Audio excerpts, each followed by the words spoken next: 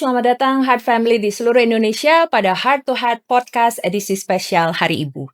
Di hari yang istimewa ini, kita tidak hanya bicara mengenai jantung sebagai organ, tapi mengenai detak kehidupan, di mana perempuan sebagai pemegang atau penentu ritme dalam keluarga, dan juga berperan sebagai dokter di ruang praktek ataupun di ruang tindakan. Untuk itu, sudah bergabung bersama saya hari ini 3 kardiolog yang luar biasa. Saya perkenalkan satu persatu. Yang pertama di sisi kiri saya adalah Dr. Antonia Analukito. Selamat datang Dr. Antonia. Dr. Antonia adalah kardiolog senior di Rumah Sakit Siloam Karawaci dan Kebonjeruk, Jakarta dan Tangerang, dan juga staf pengajar di Universitas Pelita Harapan. Kemudian ada guru saya yang sangat saya hormati, kardiolog senior, seorang pediatric cardiologist, staf pengajar Fakultas Kedokteran Universitas Indonesia, dan kardiolog di Rumah Sakit Jantung Harapan Kita Jakarta, serta Royal Mandaya Jakarta ya dok ya. Dan terakhir Dr. Sumarni, yang juga sudah bergabung bersama kita. Dr. Sumarni adalah staf mengajar Fakultas Kedokteran Universitas Hasanuddin ya dok, dan Ya. berpraktek sehari-hari di Rumah Sakit Wahidin Sudirohusado Makassar, serta Primaya Makassar. Ya, dokter. Terima kasih semuanya dok telah bergabung. Jadi hari ini fokusnya adalah Hari Ibu, dan pada event yang istimewa di hari ini mungkin kita mulai dengan pertanyaan umum saja. Menurut dokter, mengapa Hari Ibu merupakan momen yang tepat untuk mengingatkan kita semua mengenai kesehatan jantung pada perempuan? Mungkin Dokter Antonia dulu? Ya, boleh. Karena ibu itu sering menomorduakan kesehatan. Dia selalu menomorsatukan keluarga dulu. Dan dia tidak menyadari dengan tidak memperhatikan kesehatan, kalau dia sakit, keluarganya akan menjadi korbannya. Baik, jadi seringkali mendahulukan kepentingan keluarga di atas kepentingannya sendiri. Iya. Bagaimana Dokter Ana, Dok? Ya, serangan jantung lebih sering dikategorikan untuk kaum pria ya. Jarang ibu-ibu itu tahu bahwa masalah serangan jantung atau infark miokard akut itu juga menjadi penyakit dari para ibu. Dan memang penyakit jantung dan stroke adalah pembunuh nomor 1 di seluruh dunia dan termasuk untuk perempuan. Dan oleh sebab itu, maka kita ingin pada Hari Ibu ini mengingatkan pada para ibu agar supaya waspada dan mengikuti pola hidup sehat yang akan kita bicarakan hari ini. Baik, jadi ibu-ibu jangan hanya memperhatikan bapak saja, tapi diri sendiri juga harus diperhatikan. Betul. Baik, terima kasih Dokter. Dokter Sumarni gimana? Kenapa Iya. nih Hari Ibu momennya tepat banget? Iya, karena ini waktu yang sangat emosional untuk mengingat kita akan sosok yang ada di rumah kita yang senantiasa merawat, tapi justru dia yang tidak dirawat. Ya, Ya, melupakan iya. merawat diri sendiri ya. Kadang dia sudah sakit masih dipikir capek karena mengurus rumah Iya. misalnya. Padahal itu sudah alarm sebenarnya. Iya, iya. Saya kira itu, Dok. Oke, Dok, jadi walaupun kita sama-sama kardiologis nih, kita bergerak di bidang yang sama, tapi pastinya ada pengalaman-pengalaman kita yang berbeda. Nah, menurut dokter-dokter, apa pengalaman yang membentuk cara dokter memandang diri dokter sebagai seorang perempuan di dunia kardiologi di Indonesia ini? Mungkin kita mulai Dokter Ana dulu, Dok. Gimana, Dok? Ya, memang kita di Indonesia ini kardiologis pada awalnya itu jarang yang perempuan ya. Saya nomor anggota sebagai dokter spesialis jantung itu 118 dan pada waktu itu sangat langka seorang dokter jantung perempuan.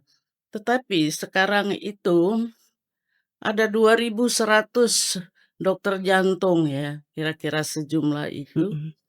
Dan 37% itu dokter Perempuan. jantung perempuan. Itu proporsi ini saya kira tertinggi di dunia. Sebab di Amerika sendiri itu hanya sekitar 16%. Dari dokter jantung di Amerika itu ada 55.000 ya, dengan penduduk 350 juta. Di Indonesia 290 juta, hanya 2.100. Tetapi proporsi perempuan yang menjadi dokter jantung di Amerika itu hanya 16%.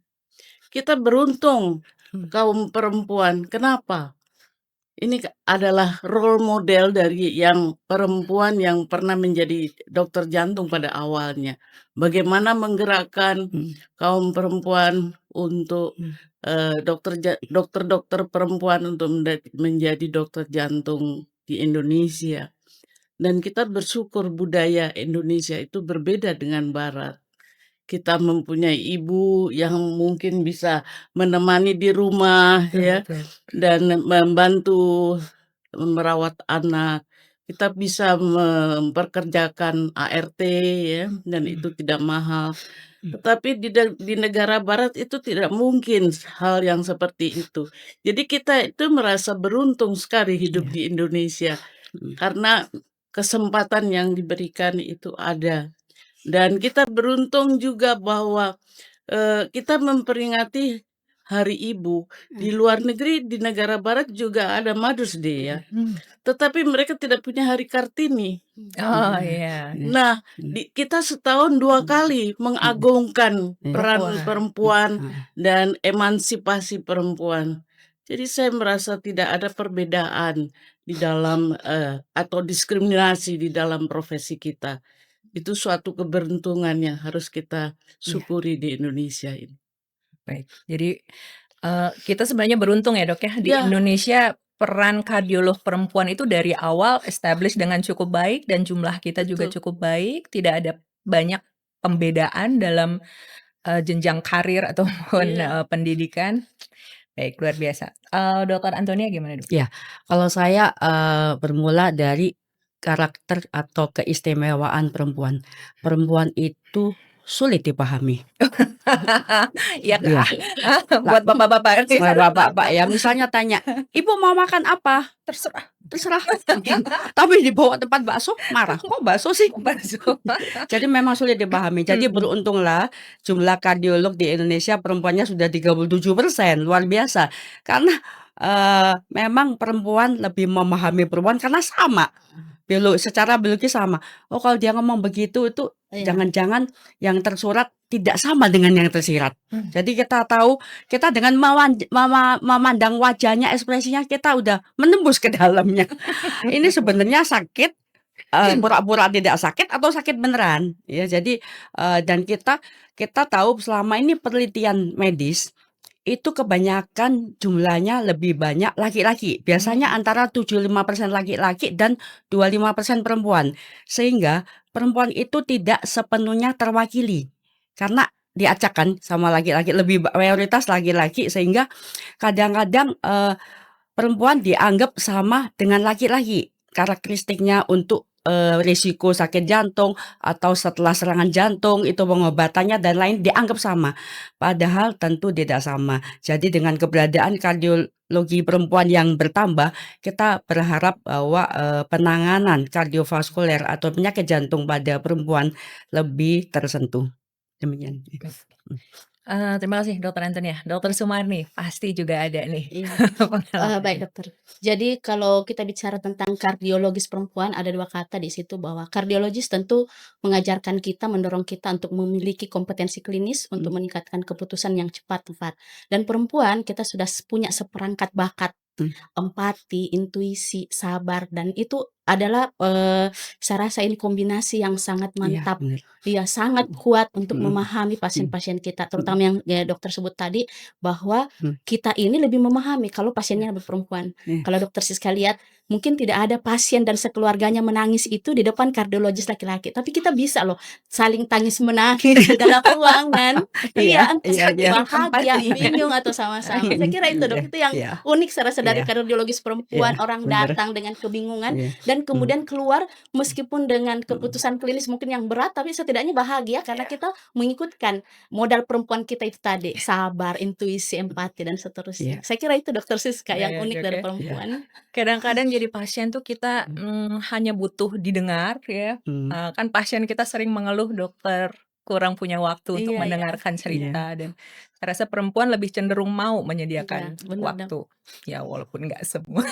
Oke, baik. Nah saya lanjut ke Dokter Sumarni. Ini berhubung Hari Ibu nih, Iya. ada sesuatu yang menurut saya unik sekali dari Dokter Sumarni dan harus di-highlight bahwa Dokter Sumarni ini adalah seorang ibu dari 7 orang anak. Saya kaget loh ternyata 7 nggak kaleng-kaleng, nggak 1, 2, Luar 3 tapi biasa. 7. Hmm. Dan di luar peran Dokter Sumarni sebagai seorang ibu dari 7 anak, dokter sempat untuk menempuh pendidikan fellowship Hmm. di bidang elektrofisiologi yang juga pendidikannya terkenal berat dan lama, dan juga menyelesaikan pendidikan S3 ya, yang juga bukannya mudah. Nah, mungkin Dokter Sumarni hendak berbagi apa tips dan trik dan motivasi sehingga bisa mengerjakan berbagai peran itu dengan baik. Iya, saya melihat kompleksitas kerja, kalau boleh dibilang itu kompleksitas pekerjaan, saya justru melihatnya sebagai wahana atau wadah untuk membuat kita sebenarnya lebih kaya secara perspektif. Oh. Iya, baik secara ibu, dosen, Iya. businessman, businesswoman mungkin.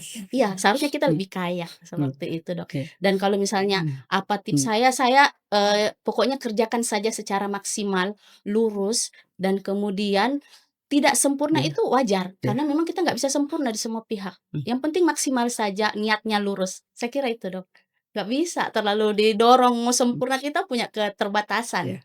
Iya, nggak bisa sempurna sebagai ibu, nggak bisa sempurna sebagai dosen, dokter, dan sebagainya. Paling tidak itu adalah the best of us gitu. Iya. Kita sudah berikan yang terbaik. Gitu saya kira, Dok. Jadi jangan mengejar kesempurnaan, tapi Iya. apa yang terbaik yang Iya, bisa kita kita bisa berikan. berikan. Tapi bagaimana membagi waktu ya? Waktu kan komoditas yang sangat terbatas ya. Dalam sehari cuma 24 jam, tapi bagaimana biasanya Dokter Sumarni membagi waktu untuk permasalahan keluarga, pekerjaan, dan pendidikan? Jujur, Dok, saya sudah punya rutinitas yang tiap hari saya harus memasakkan 7 orang anak itu. Masak Iya, sendiri? saya masak sendiri, Dok. Dan itu seperti warteg itu. Tertusuk. Saya satu posting dan orang bertanya, kenapa bisa masak cepat? 6.30 anak-anak sudah berpakaian. Saya sudah istilahnya saya sudah melatih diri saya karena saya yang berkeputusan punya anak banyak, dan saya sudah memberikan target kepada saya bahwa paling tidak anak-anak ini sudah dewasa, kemanapun mereka pergi, dia ingat nasi ibunya enak, nasi mamanya enak gitu. Maka ikan bakarnya mamanya begini rasanya, sambalnya mamanya begini. Itu yang saya mau simpan di memori anak-anak saya, bahwa walaupun ibu saya dokter, kardiologis, dosen, businesswoman, dan seterusnya, ibu saya sempat masak. Iya, baik. iya. Biasa. Itu memang harus saya tanam. Itu target saya, Dok. Anak-anak harus ingat bahwa saya ada memasakkan mereka. Oke, berarti poin kedua yang saya ambil adalah time management harus baik ya. Harus punya rutinitas, harus disiplin terhadap diri Iya, karena itu sendiri. keputusan kita, Dok. Betul. Iya. Dan yang ketiga juga punya motivasi yang tepat ya, bahwa ingin memberikan memori yang baik pada anak-anak. Ingin anak-anak tuh bisa terurus dan Iya. besar dengan baik. Luar biasa. Jangan cuma ingat Kasih sibuknya. Saya nggak mau anak-anak cuma ingat sibuknya, Dok. Jangan Iya, cuma dia harus ingat benar. mamanya nasinya Masaknya, enak. iya. Iya, harus ingat Masakannya nasinya enak. mamanya enak. Luar Iya, biasa. Dok. Baik, terima kasih. Nanti kita kembali lagi ke sana. Tapi untuk sekarang mungkin saya ke Dokter Ana, Dok. Mendengar cerita Dokter Sumarni tadi bahwa seorang kardiolog perempuan bisa pergi begitu jauh ya, bisa mencapai peran sedemikian lengkap baik dari keluarga, pendidikan, dan pekerjaan.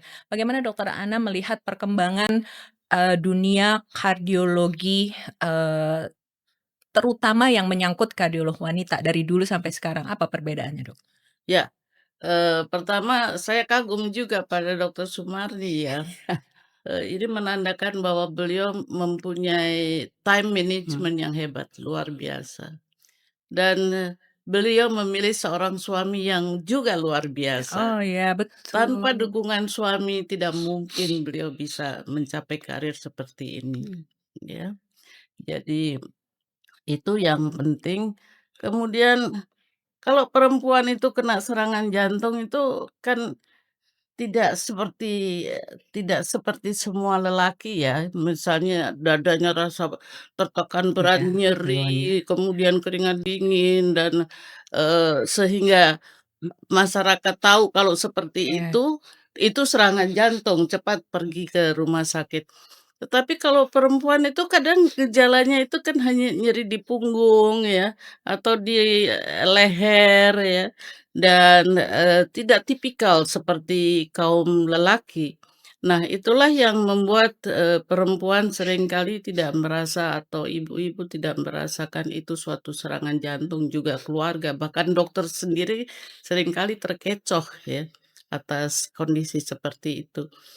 Dan, ketika ada serangan itu, seringkali ibu berpikir, "Kalau saya ke rumah sakit lalu ketujuh anak saya siapa yang urus?" Ya kan. Lalu, bagaimana nanti rumah tangga di rumah ya, siapa yang ngatur, itu juga merupakan pertimbangan bagi seorang ibu untuk mencari pertolongan. Ya cobalah dikerok dulu barangkali terus enakan gitu kan. Padahal serangan jantung itu kan kita tahu, time itu, adalah sangat penting ya.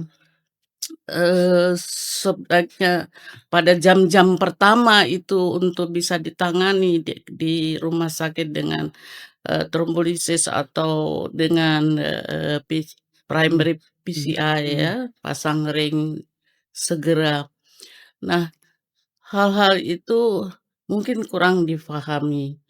Nah, ini persepsi saya sebagai seorang perempuan, dokter jantung. Kalau dokter Sumarni pasti tahu ya, serangan jantung, tetapi masyarakat, ibu-ibu, ibu-ibu rumah tangga yang bukan orang kesehatan mungkin ini perlu dijelaskan bahwa gejalanya itu memang tidak tipikal seperti kaum bapak. Dan untuk profesi, saya melihat memang perkembangannya luar biasa sekarang. Kalau dulu, dokter jantung perempuan lebih memilih subspesialisasi di bidang ehokardiografi atau imaging ya, yang agak santai atau rehabilitasi. Tapi saya lihat sekarang perkembangannya luar biasa. Seperti Dokter Sumardi ini yang ahli aritmia, dia mengerjakan elektrofisiologi atau ablasi atau pemasangan device itu bisa berjam-jam berdiri dan it's very stressful ya. Tetapi sekarang saya lihat banyak kardiologis perempuan yang mengambil subspesialisasi itu, juga intervensi misalnya ya, dan, role model dari Anda-Anda ini akan ditiru oleh generasi yang akan datang juga. Jadi saya sangat optimis bahwa nanti ke depan dokter jantung perempuan akan semakin banyak dan berkarya lebih hebat. Iya.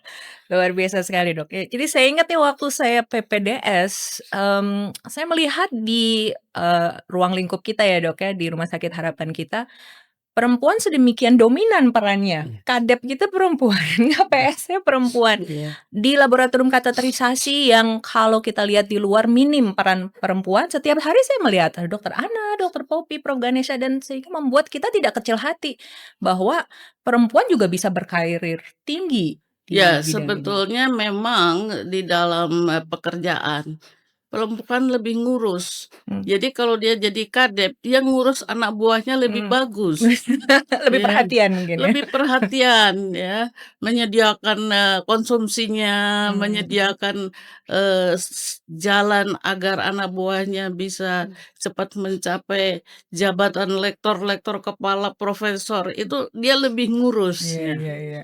Nah, itu yang Betul. bukankah begitu, Dok? Iya, betul betul. Di mana-mana jadi ibu dokter. Jadi ibu ya? Iya. Baik. Pernah nggak, Dok, dalam sepanjang karir dokter merasa ada kesulitan gitu sebagai seorang perempuan yang juga ibu, yang juga kardiolog, dan peran itu kadang-kadang kan mau nggak mau berbenturan ya. Nah, pernah nggak dokter merasa, "Aduh kok susah banget sih, kenapa sih saya perempuan?" Gitu, "Kalau saya laki-laki nggak akan kejadian nih kayak gini." Pernah nggak, Dok, ada pengalaman sedemikian? Saya kira tidak ya. Saya mendidik anak saya juga secara agar mereka mandiri ya, dan mereka paham betul, profesi saya. Bahkan anak saya yang perempuan nomor 2 itu juga menjadi kardiologis karena dia sering ngelihat Oh, iya mamanya iya. ya. Jadi, memberikan contoh pada anak-anak itu sangat penting ya. Betul betul. Jadi anak saya perempuan, saya pernah bercerita bahwa saya bekerja pada awal sesudah lulus itu di Papua, di pedalaman. Dia kepengen gitu ya, Oh. dan sesudah dia lulus juga dia pergi ke Daerah. Wamena ya, Oh, iya, iya. bekerja 1 Mengikuti tahun di jejak situ.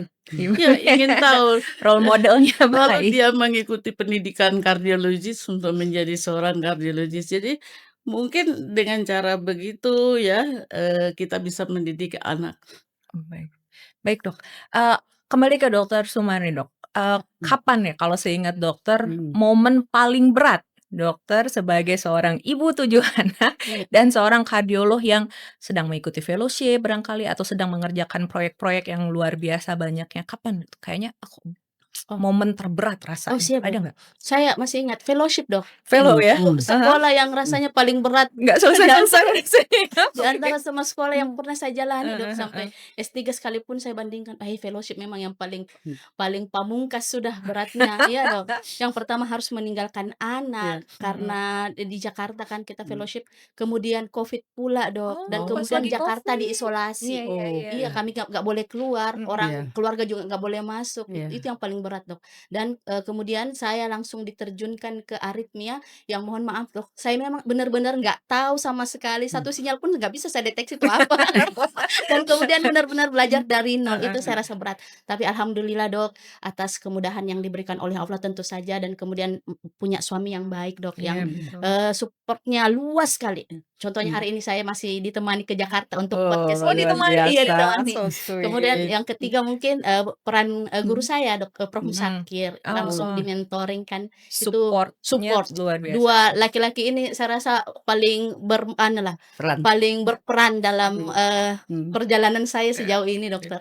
Iya. Jadi kalau ngelihat sekarang ya looking back ya, yang seberat itu aja udah bisa dilewati, jadi yang ke depannya ya insya Allah bisa lah. Apapun Insyaallah yang datang insya Allah bisa ya. insyaallah. Karena Oke, nah sekarang kita masuk mungkin ke penyakit jantung pada perempuan, Dokter Antonia. Siap. Menurut Dokter Antonia nih, bagaimana peran faktor-faktor resiko, baik faktor resiko tradisional yang bisa kita jumpai atau faktor-faktor resiko lainnya terhadap terjadinya penyakit jantung pada perempuan? Ya. Jadi perempuan itu unik ya.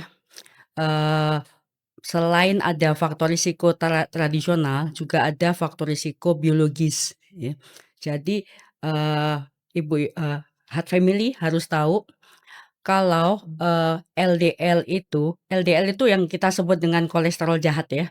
LDL itu adalah penyebab ya, jadi bukan sesuatu yang barangkali bukan karena kolesterol, barangkali kan LDL adalah penyebab, penyakit, jantung koroner ataupun penyakit jantung yang berhubungan dengan pembuluh darah lainnya seperti stroke, itu juga sama ya. Jadi LDL itu dipikir oleh, masyarakat ya, kalau LDL-nya jelek terus dikasih obat, turun, selesai masalah. Padahal itu salah ya. Jadi LDL itu kadarnya dan lamanya, jeleknya itu diingat oleh badan. Jadi menjadi, kumulatif. Jadi misalnya hari ini, bulan ini jelek, terus seminggu bagus karena, minum obat, seminggu di-stop lagi, jelek lagi gitu ya. Itu sepanjang umur hidupnya, itu akan merusak, menggerogoti pembuluh darah kita secara pelan-pelan dan membuat plak secara perlahan-lahan. Kadang dikatakan, perempuan kan ada, menstruasi, kan melindungi dari pembuluh darah. Jadi dikatakan waktu menopause perempuan, baru, berbahaya. Sebenarnya itu salah ya. Jadi sebelum menopause dia sudah menabung. Tetapi sesudah menopause tabungannya baru kelihatan. Jadi bukan menopause saat hari ini, besok mulai menabung, tidak. Menabungnya sudah sebelum menopause ya. Jadi itu perlu diperhatikan. Selain itu pada perempuan ada faktor biologis lainnya selain menopause, yaitu misalnya perempuan yang mengalami masalah saat kehamilan, saat melahirkan, itu merupakan tabungan juga. Jadi itu merupakan hal yang menambah resiko selain dari kolesterol, dan juga ada faktor-faktor lainnya seperti kegemukan, kurang olahraga ya, terus kemudian darah tinggi ya, dan satu lagi faktor keturunan. Mengapa saya membawa faktor keturunan? Karena faktor keturunan itu merupakan faktor risiko yang sangat penting baik pada laki-laki atau perempuan. Tapi laki-laki biasanya 40 tahun kan langsung heboh ya, kita harus cek. gitu kan. Kalau perempuan, "Enggak ah, nunggu menopause dulu, kan saya masih menopause, kenapa saya harus Masih cek?" haid, masih Ya, haid. masih Oke. mens, terbalik. Kenapa saya periksa? Padahal dengan faktor risiko tersebut sebenarnya sudah mulai sama dengan laki-laki 40 tahun yang itu, selalu terlewatkan. Jadi bagi ibu-ibu yang mempunyai satu faktor risiko, 2 kolesterol ya, itu merupakan, pengingat kita untuk lebih lebih dini memeriksakan diri, men-screening diri sendiri apakah sudah ada gejala penyakit jantung koroner atau penumbuhan plak di pembuluh darah. Oke. Nah, kalau berdasarkan pengalaman Dokter Antonia, bagaimana, tips atau edukasi yang Dokter Antonia berikan untuk pasien-pasien dokter yang perempuan mengenai penanganan kolesterol ini? Iya, saya, ingin, mulai dengan satu kasus ya. Mhm. Ada sekeluarga yang, datang semua, sekeluarga Mhm. berobat ya. Terus ada, di antaranya saya periksa dulu yang perempuan, umurnya 40 tahun. Dia nggak punya darah tinggi apa-apa, cuma kolesterol doang sama mereka kenapa rame-rame, berobat sama saya, karena orang tuanya baru meninggal ya, Oh, heeh, jantung juga? jantung juga. Terus, kemudian saya periksa treadmill normal, Oke. eko bersih. Pada waktu saya eko, dia tiba-tiba nyeletuk, "Tapi Dok, adik saya baru 2 minggu yang lalu meninggal mendadak." Lah, Waduh. saya Mhm. langsung stop. Oh, berarti yang saya cek tadi itu kurang untuk Ibu. Jadi segera apa, Ibu segera scan jantung. Scan jantung dan benar 40 tahun, scan jantung ternyata LAD ya, koroner kirinya itu sudah menyumbatnya 90%. Waduh, umur Terus 40 nih padahal 40 ya? tahun Iya. ya, kemudian setelah lakukan kateter untuk memastikan apakah hasil scan itu benar, akurat, ternyata benar dan langsung, dipasang stent atau ring itu dan saya sudah menyelamatkan seorang perempuan Mmm. dari ketidaktahuannya sama sekali, merasa sehat walafiat, jadi serangan jantung yang akan fatal, karena kiri Mhm atas, itu mhm sangat mhm. fatal. Mhm. Bisa saja serangan jantung yang bisa membuat kematian mendadak. Ya, itu menjadi pengingat kita, kalau perempuan mempunyai kolesterol sangat tinggi ya, atau family story itu artinya di, keluarga ayah ibu kandung, saudara kandung, itu mempunyai gejala pertama, serangan pertama koroner pada saat kalau, laki-laki di bawah, 55 tahun, perempuan di bawah 60 tahun, itu sudah namanya family story ya. Jadi heart family, kita harus lebih aware dan lebih sadar, mawas diri, kita jangan terlalu terlena akan gejala, seperti yang Ana Ulfa tadi katakan.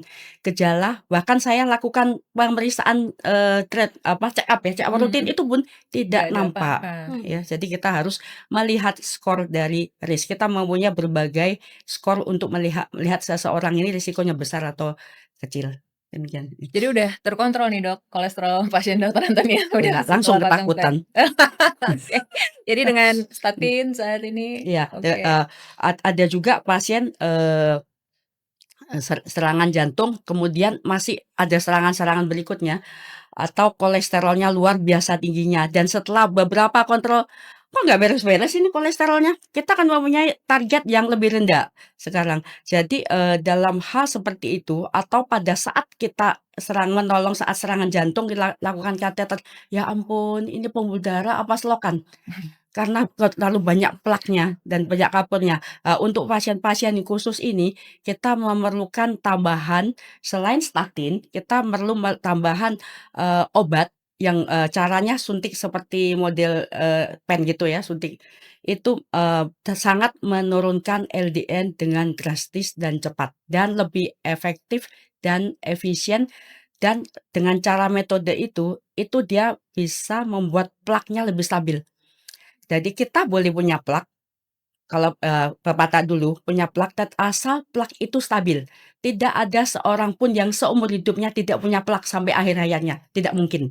Mempunyai plak tapi kita bisa membuat stabil dengan menjaga gaya hidup dan juga kita perlu sesekali minta nasehat, advice, konsultasi ke dokter untuk dokter menentukan Bapak atau Ibu profilnya ini cukup dengan statin atau tidak cukup. karena kita lihat angka kendali kolesterol di Indonesia sangat rendah Iya. karena pola makanan kita ya Sebenarnya di seluruh dunia juga kontrol kolesterol itu masih suboptimal rendah. ya. Iya, Tapi dengan heeh. ketersediaan Mm-mm. injectable PCSK9 inhibitors kita harapkan ke depannya Iya, akan iya. lebih baik. Yang suntik tadi Yes. PCSK9 inhibitor. Oke, baik. Mungkin kita beranjak dari kolesterol kita masuk ke sudden cardiac death dan aritmia barangkali. Gimana Dokter Sumarni mengenai aritmia pada perempuan secara umum? Apakah ada perbedaan dengan aritmia pada laki-laki berdasarkan pengalaman selama ini? Iya, kalau aritmia pada perempuan mungkin yang paling banyak pada usia muda SVT mungkin, Dok. Hmm. Nah, cuman itu tadi, bukan cuman Hmm. masalah aritmia, secara umum penyakit jantung pada perempuan ini memang, yang paling underdiagnosed saya rasa.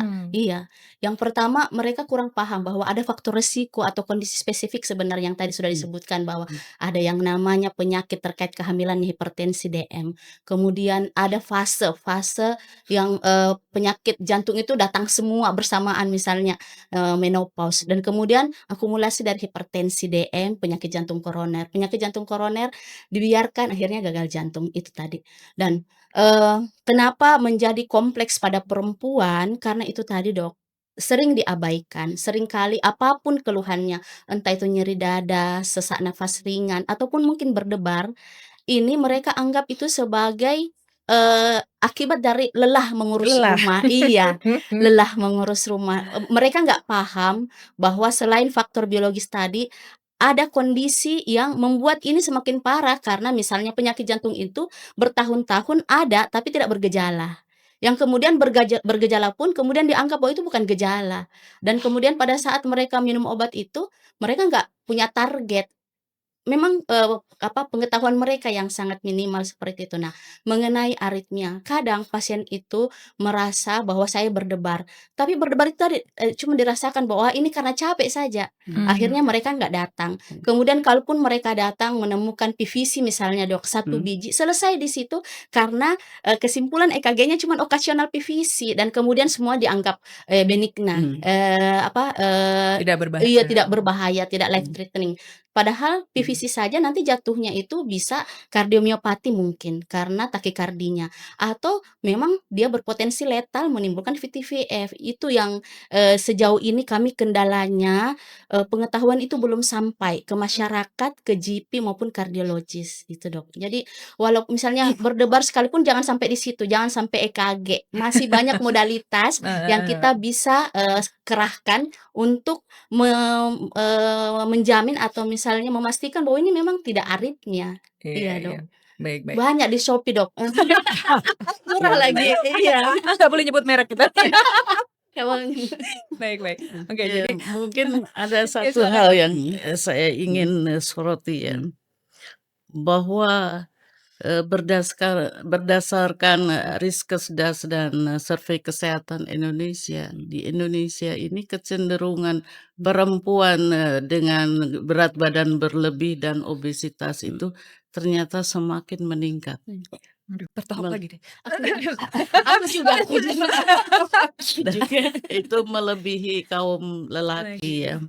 Dan kita tahu bahwa dalam kondisi obesitas atau berat badan berlebih itu terjadi metabolic syndrome ya. Ada hipertensi, hiperkolesterolemia dan diabetes. Dan kesemuanya itu adalah faktor-faktor risiko dari penyakit aterosklerosis, cardiovascular disease yang penyumbatannya itu bisa di pembuluh koroner, yang kasih makan otot jantung, dan bila terjadi penyumbatan di situ, sebagian otot jantungnya itu mengalami kerusakan yang disebut dengan infark atau serangan jantung. Dan kalau itu luas, maka pompa jantungnya menjadi lemah, sehingga dia mengalami gagal jantung atau kematian, aritmia, dan sebagainya. Nah, hal-hal ini yang harus kita eh, sebarluaskan pada masyarakat ya, agar supaya menjaga berat badan lingkar perut jangan lebih dari 80 untuk ibu-ibu. Kita semua pegang perut nih. Tahan napas. Untuk bapak-bapak jangan lebih dari 90 ya. Jadi Kementerian Kesehatan kan sudah menyemboyankan satu kalimat cerdik ya. Cerdik. Cek cek kesehatan, tekanan darah, kolesterol, gula, berat badan ya. Kemudian enyahkan rokok, kemudian rajin olahraga 30 menit setiap hari, paling tidak dalam 1 minggu 5 kali jadi 150 menit. Kemudian rajin olahraga, diet harus dijaga, GGL, gula, garam, lemak, dan kalorinya harus diukur supaya tidak terlalu berlebihan sehingga berat badan kita meningkat. Istirahat. Istirahat, tidur cukup 7 jam per hari.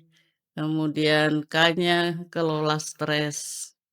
Nah, ini nanti barangkali juga perlu ada satu penyakit perempuan ya yang membuat kecenderungan untuk penyakit jantung, yaitu polycystic ovary syndrome ya, di mana kandung telurnya itu ada kista-kista, dan itu bisa dialami oleh perempuan usia muda ya.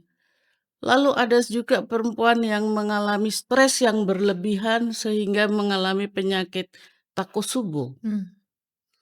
Ada seorang ibu yang sudah tua mendengar anaknya ini dipanggil KPK ulang-ulang. Ibunya itu stres berat, down, dan kemudian tiba-tiba sesak. Ketika diperiksa, pompa jantungnya melemah. Ya. Dan ternyata pada akhirnya anaknya tidak terbukti. Lalu itu penyakit bisa recover.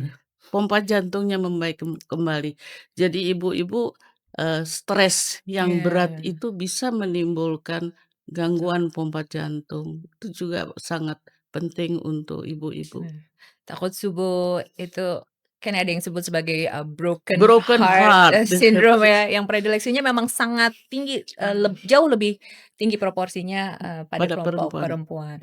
Nah, menyambung itu Dok, Dokter Ana punya tips dan trik nggak untuk mengelola stres sebagai seorang ibu dan kardiolog? Kan Dokter Ana ini selalu terlihat tenang, anti stres, calm. Mungkin ada tipsnya bagaimana Sama saya mengelola? tenang begitu. Prinsip saya adalah cuek. Gitu ya? Emangnya gue pikirin. Ya. Jadi tidak perlu terlalu dipikirkan. Dan yang penting kita mensyukuri apa yang kita dapat sekarang ini ya. Kita kembali kepada yang kuasa. Tuhan yang Maha Kuasa akan memberikan kita rezeki, memberikan kita kesehatan, umur panjang, dan insya Allah permasalahan itu bisa diselesaikan dengan baik. Yang penting kita jangan terlalu stres. Betul. Nah, ini yang kadang-kadang sulit kita pilah-pilah ya, Iya. bahwa nggak semua hal tuh harus kita pedulikan, harus kita pikirkan. Mana yang memang harus kita internalisasi, kita kelola, mana yang sudahlah gitu. Nggak bisa semua juga. Oke, baik. Kalau Dokter Antonia gimana? Tips dan triknya mengelola stres? Diving pasti salah satunya.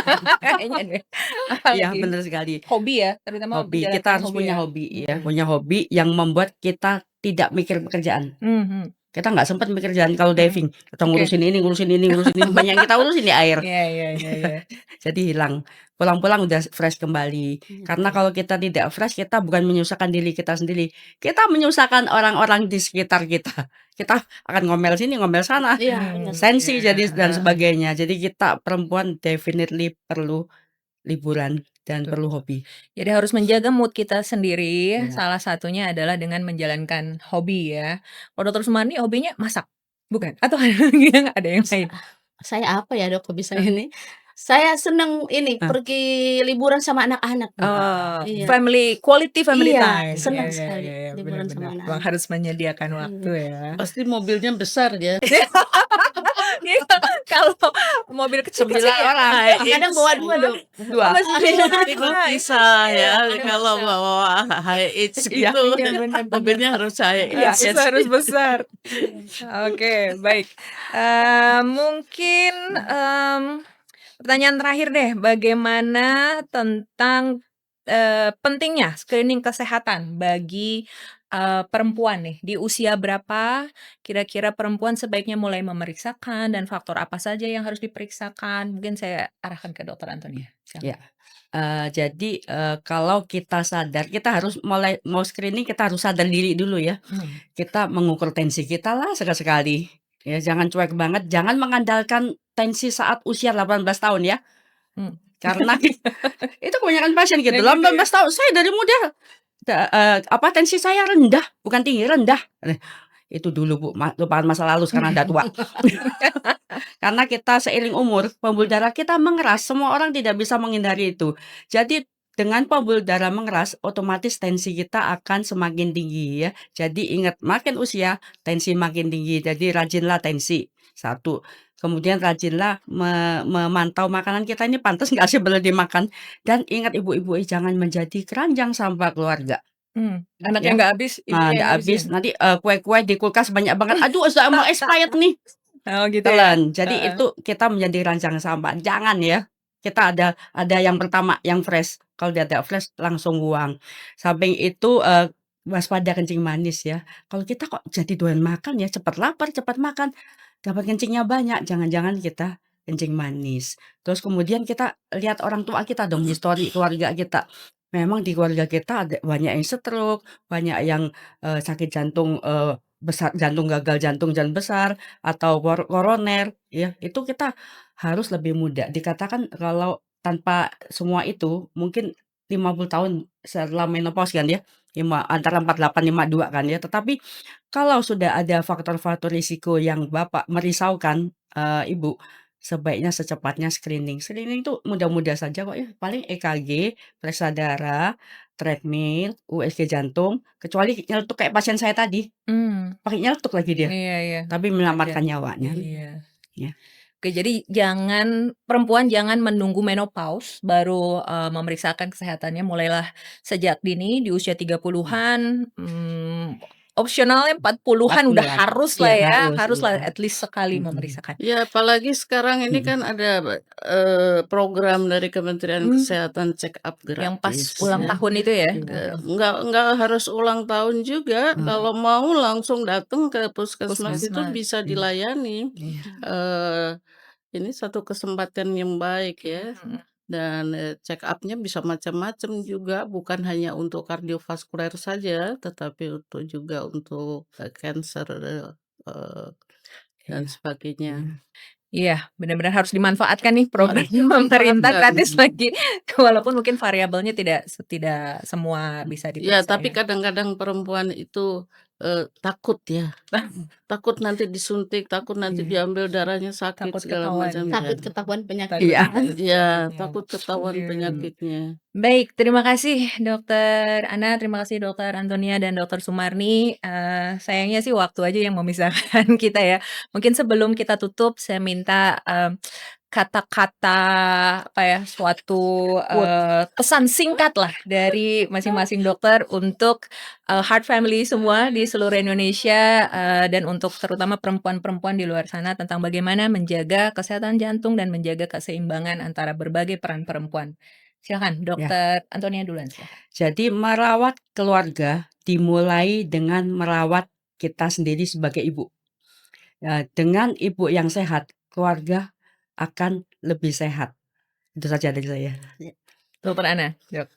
Ya, saya kira itu sangat penting ya, ibu untuk memperhatikan kesehatan diri sendiri. Kemudian kalau ada keluhan, jangan takut-takut untuk segera memeriksakan diri. Dan, untuk jantung ini memang, sangat membutuhkan urgensi ya. Kematian akibat serangan jantung bisa terjadi pada jam-jam pertama, mendadak. Jadi memang kita harus waspadai, terutama karena keluhannya tidak spesifik, eee, seperti pada laki-laki. Terima kasih Dokter Ana. Dokter Sumarni Baik. silakan. Mungkin bukan quotes mungkin ya, sekedar, pengingat buat kita semua bahwa ibu itu memang penting dan bukan cuman ibu yang harus merasa penting, kita semua keluarga harus merasa bahwa dia penting. Karena dengan merasa bahwa dia penting, kita tentu akan memaksimalkan upaya kita untuk membuat ibu ini jangan sakit. Mungkin dengan membawanya ke dokter walaupun nggak ada keluhan, paling tidak untuk ngecek karena pada saat setelah dari dokter tentu ada edukasi yang tepat, ada pemilihan, pemeriksaan yang tepat untuk si ibu kita ini.